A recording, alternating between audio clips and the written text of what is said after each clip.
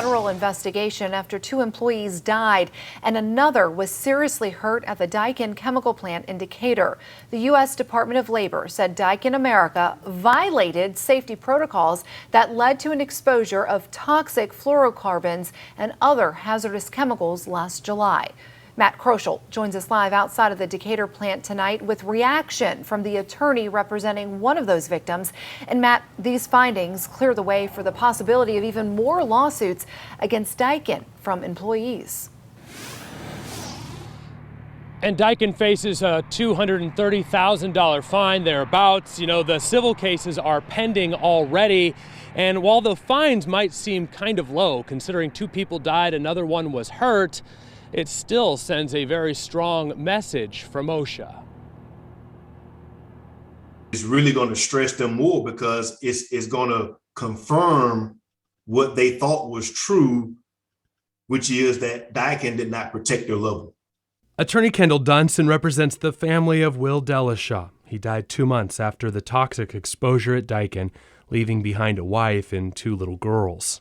You don't go to work to die. OSHA's investigation found the exposure occurred while the workers were conducting maintenance activities. It resulted in a release of toxic fumes. It also revealed that Daikin failed to implement critical safe work practices and failed to ensure workers used appropriate respiratory protection and personal protective equipment. These employees were not protected. Wesley Rusk also died following the exposure. Another employee was hurt. Now OSHA slapping Daikin with more than $230,000 in fines. One of those violations considered to be a willful violation, showing a pattern of failing to protect employees. It may not sound like a lot of money, the amount of that fine, given we're dealing with a major corporation here, but for OSHA purposes, that is a major fine. And Dunson says as their civil cases move forward, the clear message here to other workers at Daikin is to be aware. He suspects with this new information, more civil cases could be coming against the company.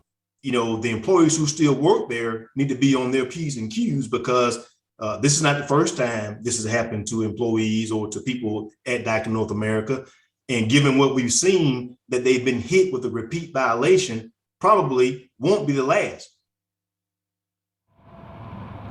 Daikin officials responding to the news in that information released from OSHA today. In a statement they sent to our newsroom, they said in part because the matter may later involve litigation, we are necessarily limited in our comments at this time. However, what we can say at this time is that we strongly disagree with OSHA's conclusions because we believe they are mistaken.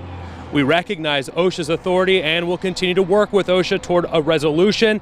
Our number one priority at Daikin is and has always been the safety and well-being of our employees, and we will continue to strive to provide a safe work environment for our team members. Daikin has 15 days to respond to these findings with OSHA as the investigation continues and those civil cases continue. Reporting live in Decatur, Matt Kroschel, Way 31 News. All right, thank you, Matt. And of course, you can count on Way 31 to stay on top of this story and share any new developments with you, both on air and online at waytv.com.